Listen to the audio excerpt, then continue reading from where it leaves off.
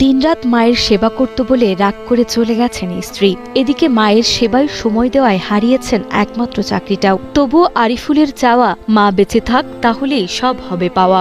মার সেবা করতে গিয়ে ওয়াইফ, স্ত্রী, সন্তান যা আছে সবার সমস্যা নেই। আমার মা এসব চাকরি বড়, আমার মা থাক, আমার মা থাকলে আল্লাহর দুনিয়ার মধ্যে।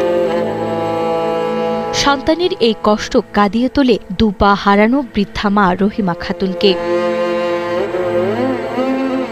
গাজীপুরের শ্রীপুর উপজেলার বর্মি ইউনিয়নের সাতখামাইয়ের দুর্লভপুর পূর্বপাড়া গ্রামে বাস করেন ৬০ ঊর্ধ্ব রহিমা খাতুন ও তার ছেলে আরিফুল হাসান। ছোট ছেলে আরিফুলের পরিবার নিয়ে ৫ বছর আগে স্বাভাবিক দিন কাটছিল রহিমা বেগমের, কিন্তু হঠাৎ করে ২ পায়ে চুলকানি দেখা দেয় তার। পরবর্তীতে স্থানীয় চিকিৎসকের কাছে চিকিৎসা নিলেও সময়ের সঙ্গে সঙ্গে অবস্থার অবনতি হলে ঢাকায় চিকিৎসকের শরণাপন্ন হন। চিকিৎসকরা জানান তার ২ পায়ে মারাত্মক সংক্রমণ হয়েছে এবং পা দুটো কেটে ফেলতে হবে। পাউডা খালি ফিলফিলায় খাদ যাইতেছে, যারা আমি এই কেউ আর চৌকাটের মাঝে দইরা হাইরা যারা খাদ যাইতেছি, যারা দিই কতক্ষণ পরে কালো হইয়া যাইতেছে, হুডো হইয়া যাইতেছে গা পাউডা। কত জায়গার যে গেছি, কত ডাক্তার এনে গেছি, কিচ্ছু না। ভাও এরম জ্বলা, এরম হুডা হইয়া গেছে, চুলের মতন কালো হইয়া যাইতেছে, হাতরের মতন হইয়া যাইতেছে গা পা। কত জায়গাত গেছে আমার বইনে লইয়া হাইরা, যারা কইতাছে ফুঙ্গু হাসপাতাল যাইবার লাগে।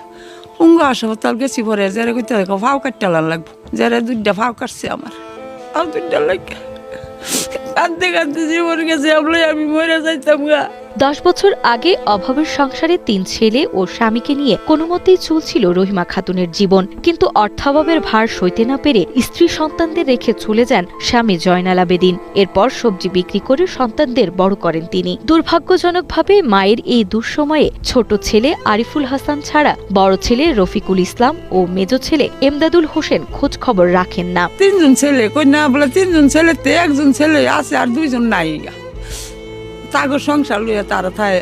রহিমা খাতুন খুব ভালো ছিল, খুব ছিল, তার কর্ম হয়ে খাইতো, অনেক কষ্ট করে চলছে। চলার পরে তার স্বামী পালাত হয়ে গেছে।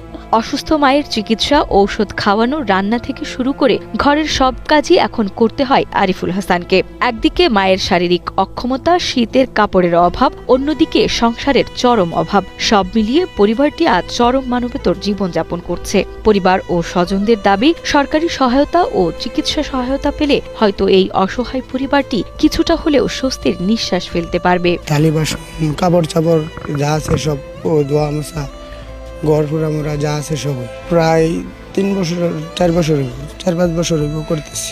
চাকরি ব্যবস্থা হলে সব দুঃখ কষ্ট সব দূর হয়ে যাবে। তার চলার মতো কোনো ক্ষমতা নাই গা।